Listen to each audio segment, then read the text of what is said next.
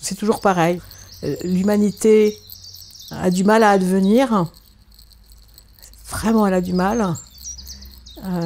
Chacun doit faire sa part.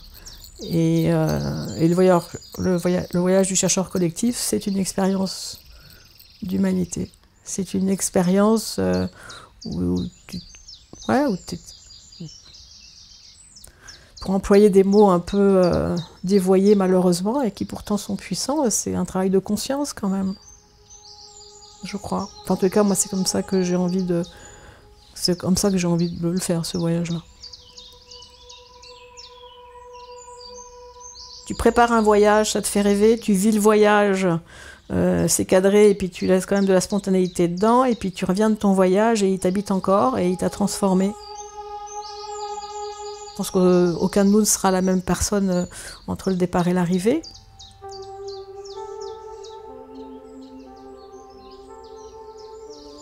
Je m'appelle Alexandra. Ma première occupation, c'est de faire du coaching d'équipe, d'accompagner les managers et notamment les nouvelles équipes à se connecter entre elles et à être capable de se parler quand ça va bien et pour pouvoir se parler encore quand ça va moins bien. Voilà, et donc moi je suis là pour entrer dans le dur et très vite, très vite, souvent dès la première séance pour purger. Voilà, et donc du coup ça crée une espèce d'alchimie entre eux qui est très utile après pour la suite. Quand je suis sortie d'HEC, j'avais, comme tous les diplômés de grande école, c'était alors marketing ou finance. J'étais très perdue à l'époque et je suis rentrée dans la banque dans les années 93 au moment où la crise à l'époque commençait et en fait j'ai découvert des années après que le métier que je voulais faire il n'existait pas en fait quand je suis sortie de l'école et c'est le contexte de l'entreprise qui me l'a mis sur un plateau. Ouais. Donc du coup une fois que j'ai plongé dedans complètement, oui je m'y suis sentie à ma place clairement. Et donc j'ai appris mon métier comme ça sur le terrain en fait. Je suis devenue agent de changement interne, coach malgré moi, formateur malgré moi, auditeur malgré moi. Quand j'étais salariée dans l'entreprise, j'étais partie prenante. J'étais à la fois en posture je regarde et j'étais aussi en posture je suis impliquée.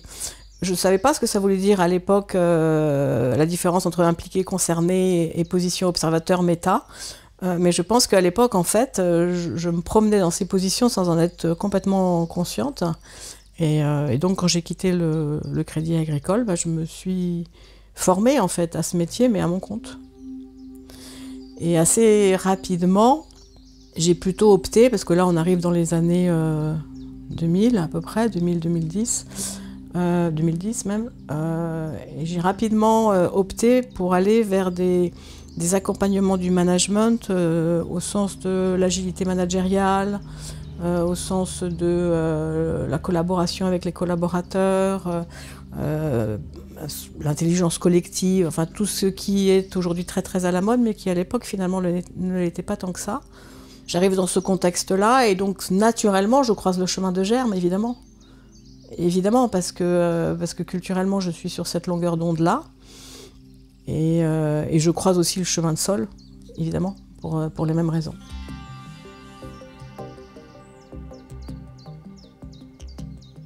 Quand tu travailles sur ta posture, tes valeurs, et donc à partir de là, les gens que tu fréquentes, il y a un moment donné, tu finis par rencontrer les gens qui te ressemblent.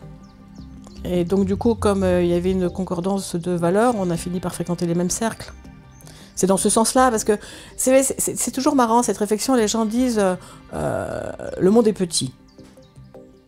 Mais en réalité, quand on dit ça, ça signifie simplement que nos fréquentations n'a pas la dimension de la diversité du monde.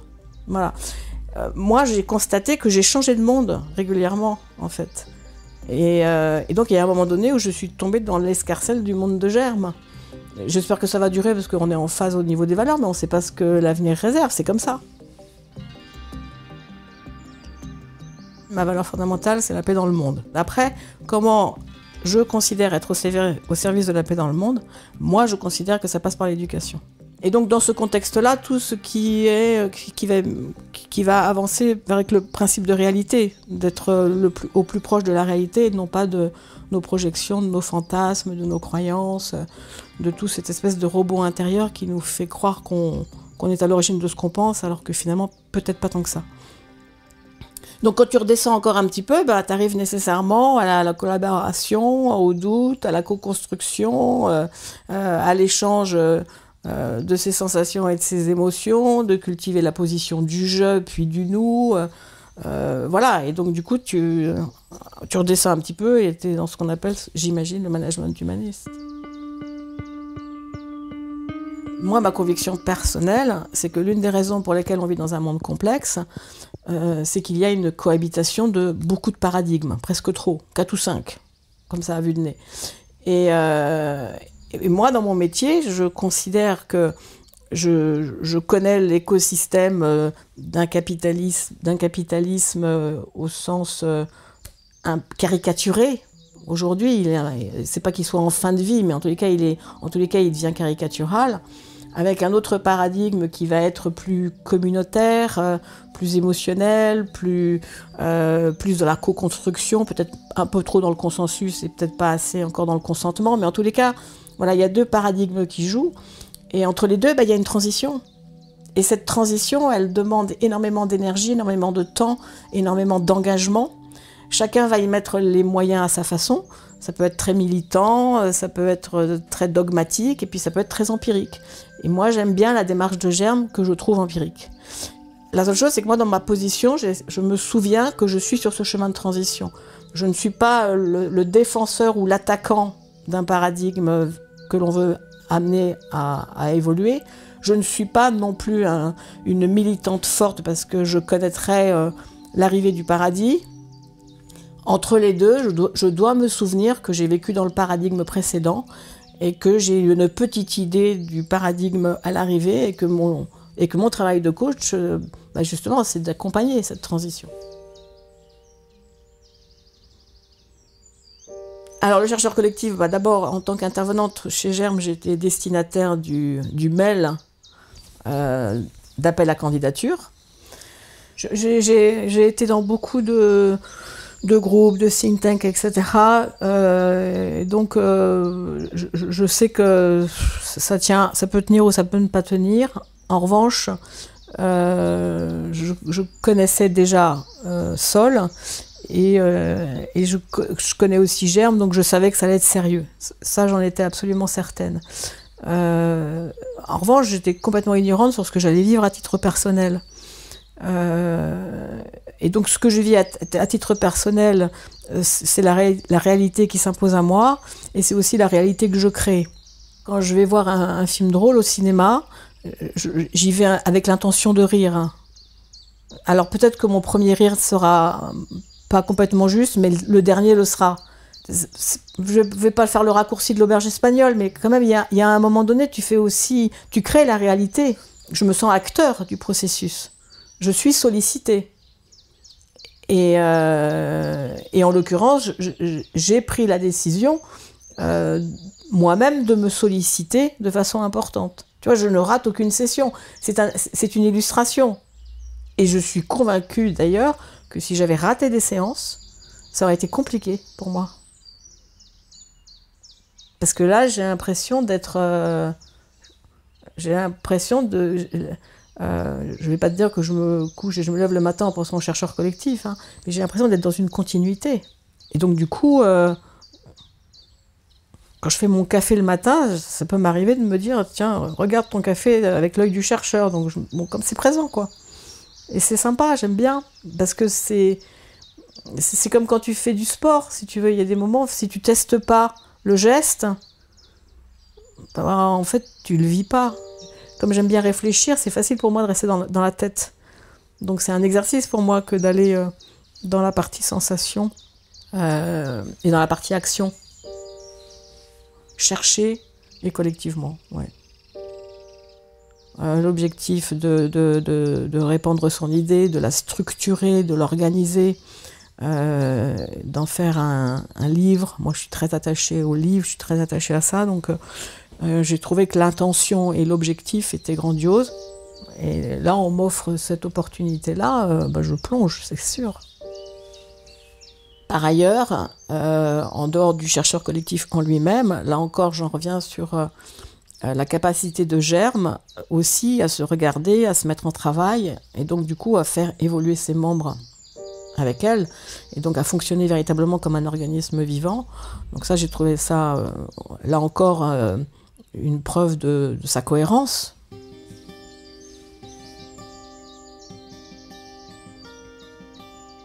Franchement, je trouve ça chaque jour un peu meilleur.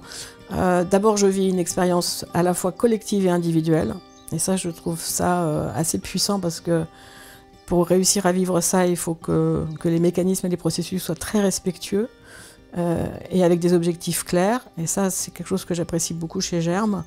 Donc là, en l'occurrence, c'est une expérience collective parce qu'on se parle régulièrement. On a du travail à rendre, à faire, à se confronter et aussi encore à regarder. Et les débriefings nous mettent en regard de ce que l'on a pu faire et vis-à-vis des autres. Et puis c'est personnel parce que ça vient questionner ma position de nouveau chercheur. Donc je découvre et j'expérimente la position de chercheur. Donc ça, c'est une nouveauté qui est très intéressante pour moi, qui m'acculture au niveau du groupe, qui m'acculture au niveau de la recherche. De même, je trouve très puissant cette idée de dire, alors tu as certes des membres socles, des membres de l'équipe socle, dont moi je fais partie et avec beaucoup de plaisir. Et puis il y a ceux qui rentrent, qui sortent, il y a ceux qui rentrent, qui sortent. Et je trouve ça intéressant qu'un collectif où ça rentre, ça sort, au bout du compte, puisse quand même arriver à un résultat. Ça aussi, c'est une grande leçon, je trouve. C'est pro. Tu as de la place à la spontanéité, mais le cadre n'est pas spontané. C'est cadré. N'importe quel créatif te le dira. S'il n'y a pas de cadre, il n'y a pas de créativité. Tu vois, on n'est pas en retard sur le planning, on n'a pas négocié avec, on n'a pas fait à côté, on n'a pas fait moins bien, etc. Je me souviens au moment où on a commencé la co-construction des interviews et le moment où on a commencé à faire des interviews, il s'est passé, 3 semaines. Je peux te dire que quand on a commencé à co-construire l'interview, c'était inimaginable qu'on puisse commencer les interviews 3 semaines après. Et pourtant, si, ça a eu lieu. Moi, je ferais la différence entre 2 étapes. Il y avait la première étape où on se flairait les uns les autres à comprendre ce qui se passe. Et puis la deuxième étape, où une fois qu'on avait co-construit le questionnaire, il fallait aller aux interviews. Voilà, et où là, on était vraiment partie prenante. On allait sur le terrain, on devait aller expliquer ce que l'on faisait, récupérer de l'information, commencer à analyser la matière. Et là, on est partie prenante. Tu as toutes tes certitudes et puis en même temps tu te dis oh là là, est-ce que je le fais correctement, 2, est-ce que je vais être relu, 3, est-ce que je suis pas en train de biaiser ce que je suis en train de lire, enfin bon voilà, et donc du coup c'est intéressant parce que ça t'oblige à la réflexivité, ça te remet dans une position d'humilité et tu as aussi toute la sécurité du collectif qui te cadre parce que c'est extrêmement bienveillant au sens réel de la bienveillance, hein, c'est-à-dire que chacun peut avoir des opinions et les exprimer. Et donc, ce que j'apprends dans ce voyage, c'est que je découvre et que j'expérimente la posture du chercheur. Pour moi, il y a une posture fondamentale sur le terrain, c'est-à-dire que dans la posture du coach, tu es sur le terrain, donc il y a une dimension immédiate à laquelle tu n'échappes pas. Quand tu es dans une session de coaching, tu ne peux pas dire aux gens, écoutez, on va prendre une journée, je vais aller réfléchir à tout ce que vous venez de dire et puis je reviens. Tu es obligé de travailler la matière immédiatement. Et tu travailles cette matière en fonction de ce qu'elle te fait vivre.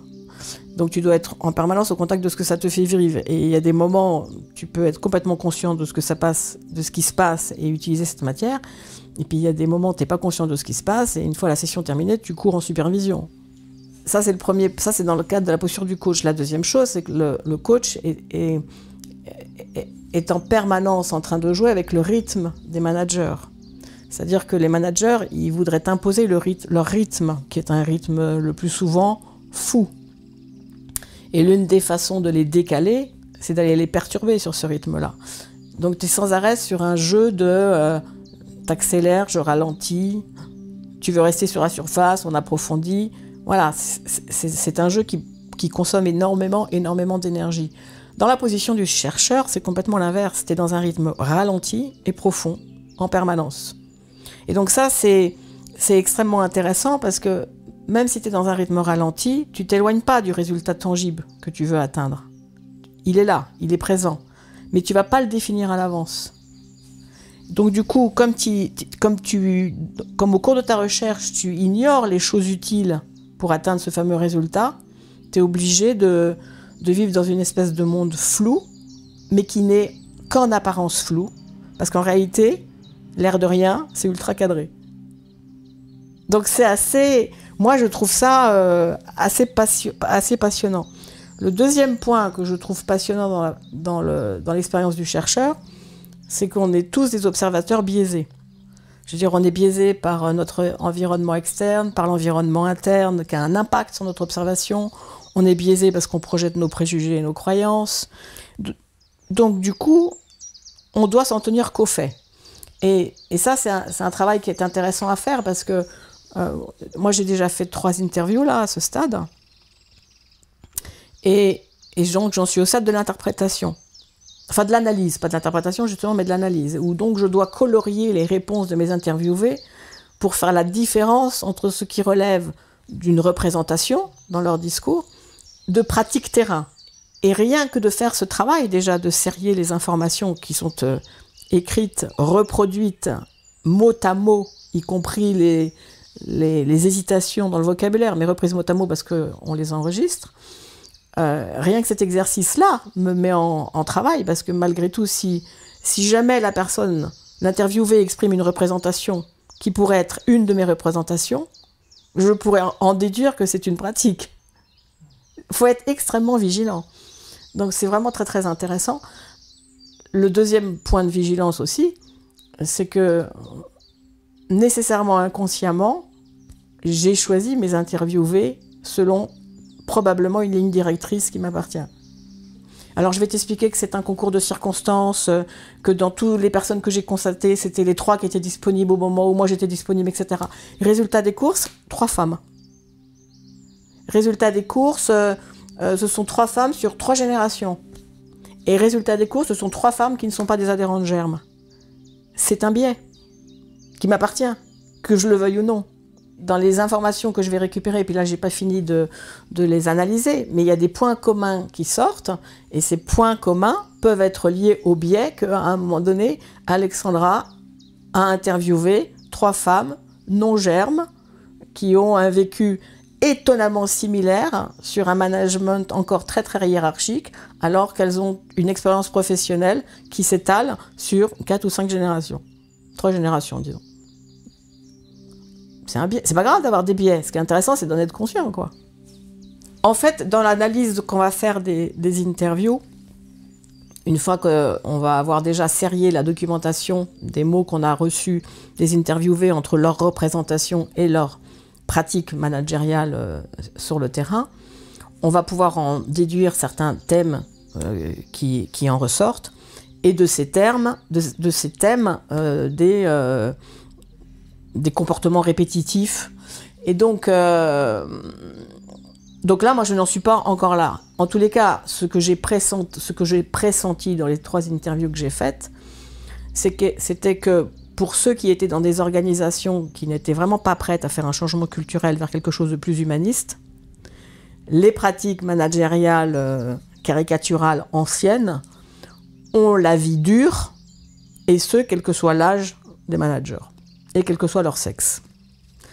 Et il y avait des messages qui ressortaient systématiquement, c'est-à-dire j'aspirerais à un management plus humaniste, j'ai le niveau intellectuel, académique et personnel, psychologique pour aller vers un management plus humaniste, mais il y a une espèce de machine qui est plus forte que moi, un écosystème ou un système hiérarchique qui fait que je ne peux rien imposer, en fait. Je n'ai pas assez de force ou d'influence, et donc il y a une souffrance qui s'exprime, une frustration très très forte, et une forme aussi de résignation. Et ça, j'ai trouvé que c'était intéressant qu'il y avait une forme de lien entre une résignation et un désengagement du monde de l'entreprise. De dire à la limite, s'il n'y a plus d'espoir en fait d'avoir ces valeurs qui sont honorées au sein de l'entreprise, pourquoi je m'engagerais pour elles? Et donc, du coup, de m'en tenir juste au contenu de mon job et de partir. Et alors, les managers que j'évoque, ce sont des managers, en l'occurrence, qui ont un bagage culturel suffisamment important pour avoir le choix de partir. Mais elles ont également pu évoquer des personnes qui aspireraient à un style de management plus humaniste, mais qui sont coincées, qui ne peuvent pas, en fait. Donc, du coup, ça laisse entendre un niveau de résignation et de déconvenue, de tristesse, même dans certains cas au travail, qui sont probablement plus que dommageables, en fait. Et le deuxième point qui a été évoqué, c'est que pour éclairer ce management très caricaturé, elles avaient tendance à dire en fait que les managers en question qui restaient enfermés dans cette difficulté à partager l'information et la décision et la construction des idées, en fait ils manquaient de courage en règle générale. C'est ça qu'elles ont pu constater. Donc là déjà, moi, en tous les cas, c'est les points communs des 3 interviews. Alors après, est-ce que dans les autres interviews ressortira ça? On verra justement si ça fait à un moment donné un thème. C'est ce que j'ai constaté dans les 3 interviews et que je constate aussi dans mes accompagnements. Et quand je te dis ça, je me dis, oula, il y a peut-être encore un biais là. Et en plus, dans ma culture personnelle de l'éducation, une fois plus, pour moi, ce qui compte, c'est le discernement. C'est-à-dire qu'il faut absolument laisser la place à son libre arbitre, mais dès lors que le libre arbitre repose sur du discernement. Ces 3 personnes, pendant au moins 1 heure, déjà, elles ont vécu le rêve de « et si jamais j'avais ça ?» Et donc, du coup, d'une certaine manière, ça a donné de la réalité à ces mots-là. Ça leur a donné de la réalité parce qu'on leur a donné un espace de parole. Et si on parle de quelque chose, c'est que ce quelque chose existe. Si ça n'existe pas, on n'en parle pas. Donc le fait qu'on puisse en parler et d'y mettre un espace de parole et ensuite une œuvre collective, c'est de dire il y a quand même des gens à un moment donné qui regardent les choses différemment, qui pensent différemment et qui sont même des artisans sur le terrain pour que ça existe. Et qui le testent, et puis qui font des allers, et puis des retours. Et Germe également, d'ailleurs. Germe également fait ce travail de réflexivité, puisque au sein de l'association Germe, parce qu'effectivement, à un moment donné, si tu n'as pas la vue d'un monde cible, c'est difficile de le décrire et de se battre pour lui. Puis il y en a d'autres qui vont être plus dans l'énergie de l'accompagnement. Et puis, moi, je fais confiance au processus, mais il est hors de question que j'accélère une prise de conscience qui ne serait que troquer une croyance pour une autre.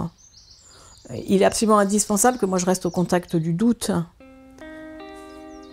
C'est toute la puissance pour moi de ce voyage, justement, avec la facilitation merveilleuse de Denis Christol et l'input toujours précis, chirurgical de Pascal Gentil, tous les deux chercheurs, facilitateurs et qui nous accompagnent remarquablement, c'est justement de venir nous chercher en permanence sur les risques à trop caricaturer, tout en nous laissant l'opportunité de caricaturer, parce qu'il faut bien qu'on la traverse, cette phase. Donc, être très, très, très militant, c'est nécessaire aussi pour évoluer. Je crois, parce que si tu passes pas un peu par une phase de militant, finalement, à quoi tu crois? Voilà. Et puis, à la limite, tu as le droit aussi d'être dans ta posture, sur le paradigme d'arrivée et de considérer que c'est là ta place. Moi, mon propos, c'est juste d'être bien au clair de là où on est. Donc on a aussi Karine Massouni qui nous accompagne, l'anthropologue, là, et qui elle est drôle parce que justement, elle c'est une chercheuse qui peut rester pendant une semaine dans la même rue, assise au même endroit et à regarder à quel point rien n'est pareil en permanence et combien ça la transforme. Et donc, elle aussi, elle vient nous chercher là-dessus. Donc, à chaque séance, on a des phases de réflexivité. Et cette réflexivité, on est accompagné pour être vigilant, on fait ce travail nous-mêmes, et par l'effet du collectif, on entend aussi chaque personne qui se pose des questions, donc du coup ça crée un miroir, donc c'est extrêmement vivant comme mécanisme. Donc même si on ne le veut pas, on sera transformé à l'arrivée. Et si on ne veut pas être transformé, c'est pas grave, ça fait partie aussi du jeu. Donc je crois que... Mais c'est un petit peu connu, ça, c'est que plus tu lis de bouquins et plus tu doutes.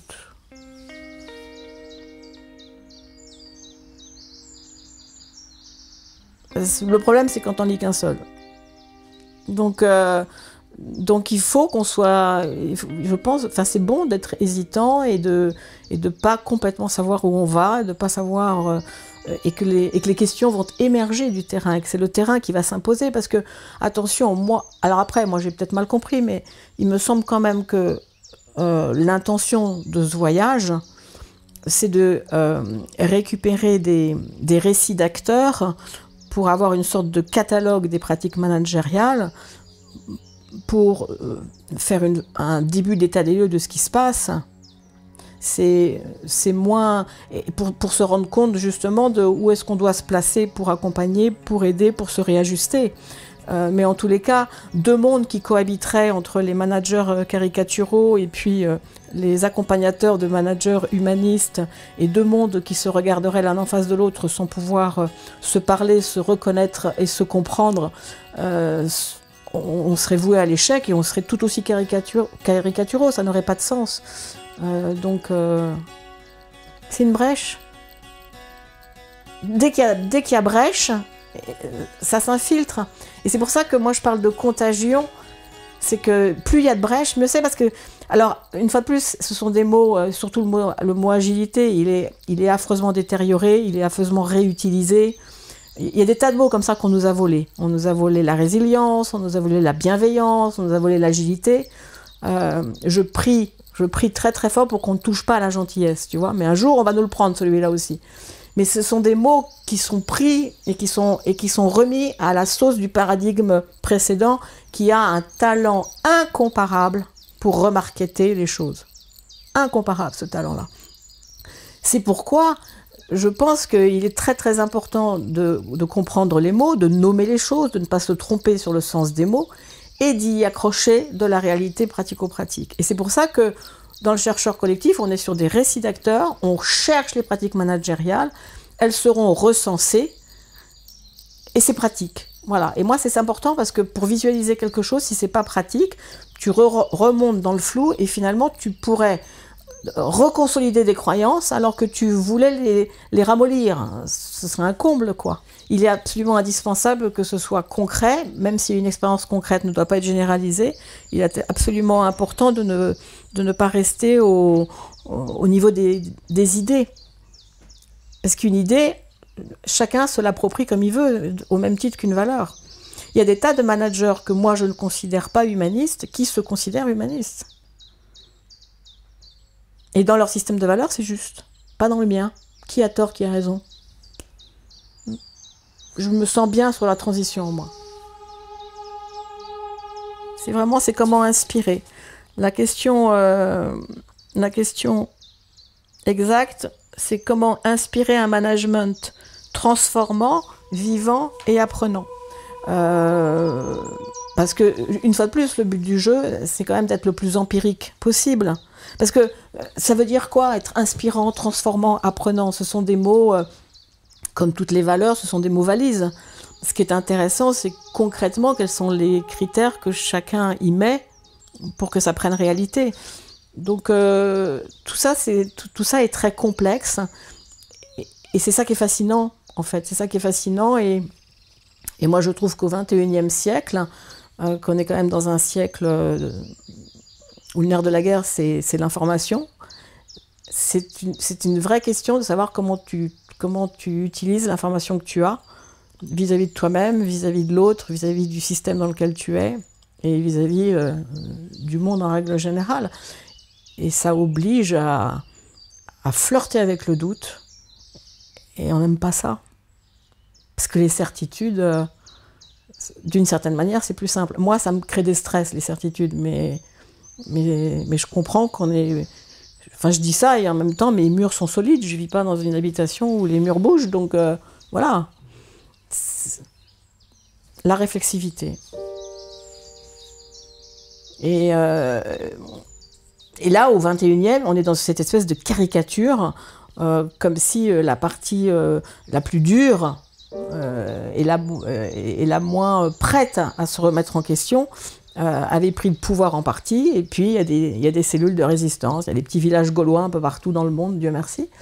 Alors, moi, je trouve qu'il faut rester optimiste, mais ça c'est ma nature, hein, mais je trouve qu'il faut rester optimiste parce qu'une fois de plus, à partir du moment où on en discute, ça veut dire que le sujet existe.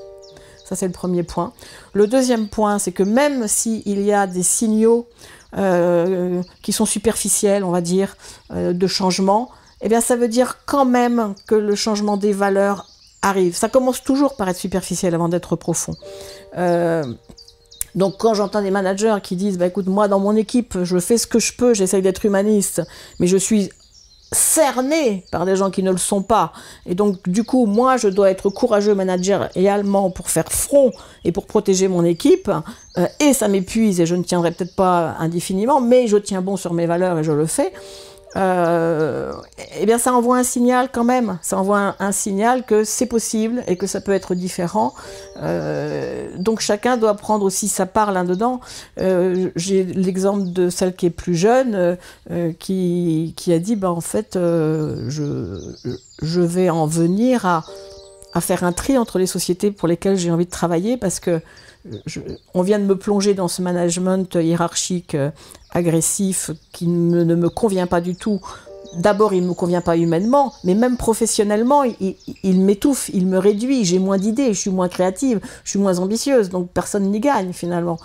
Bon, ben, le résultat, c'est ben, je vais aller travailler ailleurs en fait, et je vais choisir les entreprises en fonction de ça. Donc il y a des choses qui vont bouger, et il faut continuer d'en parler pour que justement ceux qui ont du mal à résister se rendent compte qu'il y a des poches de résistance. Une fois de plus, c'est la contagion. Il faut rester modeste, mais il faut rester déterminé.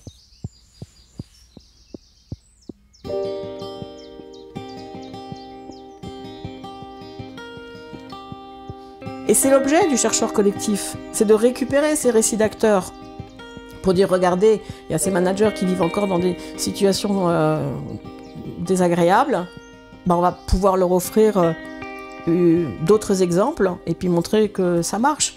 Mais c'est pas parce que ça marche chez machin que ça va marcher chez machine, hein. Mais c'est inspirant. Une fois de plus, vous pouvez pas changer les gens. En revanche, vous pouvez changer les jugements de valeur. C'est ça qui est intéressant, moi, je trouve. C'est que on peut pas changer l'avis des gens, mais il y a juste à un moment donné où quand un avis devient minoritaire par rapport à la pensée dominante, tout d'un coup, il finit par le dire moins fort parce que mais en vérité, on fait quoi là? On est en train de faire un changement d'une pensée dominante vers une autre. On considère que le management humaniste doit être la nouvelle pensée dominante. Donc on va se faire rattraper dans 10 ans, dans 15 ans, mais on va se faire rattraper de la même manière. C'est obligé, quoi. Mais ce qui est intéressant, une fois de plus, c'est l'ouverture que ça génère, le changement de pensée dominante. Et la pensée dominante dans laquelle on est quand on est dans le management humaniste, c'est que la pensée ne doit pas être dominante, mais que 1 doit être égal à 1. C'est assez compliqué à comprendre, en tous les cas à appréhender. Je comprends du coup que ceux qui sont dans l'autre monde trouvent que le monde dans lequel ils sont est bien plus facile à appréhender. Moi c'est comme ça que je comprends la phrase de Germe, d'avoir une expérience d'avance. C'est moi association Germe, je vois ce paysage flou, peut-être un peu moins flou que les autres, et je veux faire partie des artisans qui nous emmènent à cet endroit-là. Et voilà, donc du coup, bien sûr que quelque part c'est challengeant de se poser cette question-là, mais pour moi c'est complètement responsable, et c'est complètement ça qui est intéressant. Une fois plus, je pense que c'est une expérience au sein de Germe, donc ça démontre du dynamisme expérientiel de Germe, donc ça c'est très important au plan de sa culture et de la preuve qu'elle met en application sa culture, au plan des personnes qui ont participé aux chercheurs collectifs. Je pense que ça va créer des liens indélébiles pour longtemps. On se serait certainement pas croisés et vus aussi longtemps dans d'autres circonstances.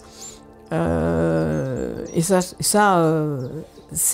crée de la cohésion d'équipe nécessairement, ça augmente l'engagement, ça augmente la motivation tant pour ton plaisir personnel que pour la récompense du résultat que tu vas obtenir. Je ne sais pas ce qui se passera dans les fameux 3 jours d'écriture, et puis j'ai pas envie d'y penser, c'est pas l'heure. Là, je suis porteuse inconsciemment de cette énergie générale de recherche, de confiance, d'envie de découvrir, de recueillir des récits et d'être vraiment dans la curiosité qui sera surprise du résultat auquel on va arriver. Parce que je suis convaincue qu'on arrivera à un résultat, je ne sais pas lequel, mais j'en suis convaincue. Alors là, j'ai aucun doute là-dessus. Pour moi, on n'est pas dans un think tank non productif qui aura fait semblant d'avoir des super bonnes idées pour aboutir à rien et puis éventuellement se fâcher à la fin. Pas du tout. Rien n'est acquis, je ne sais pas du tout ce qu'on va vivre après. Après, on tombera peut-être dans la fierté où on aura un pins. J'ai fait partie du voyageur collectif, je voudrais mon badge. Ce serait pas rigolo de faire ça. Par contre, après, comme en toute chose, il y a un moment donné, ça va relever du souvenir. Si tu ne prends pas soin de tes souvenirs, ils peuvent peut-être pas s'effacer, mais ils perdent en intensité, Donc c'est aussi à nous de préserver ce souvenir-là, de transformer les relations, d'en prendre soin. Et pour moi, l'expérience du chercheur collectif est l'illustration que nous pouvons faire des allers-retours en étant transformés de façon subtile, mais sans perdre notre identité, sans perdre le sens qui compte pour nous, sans changer la personne que l'on est.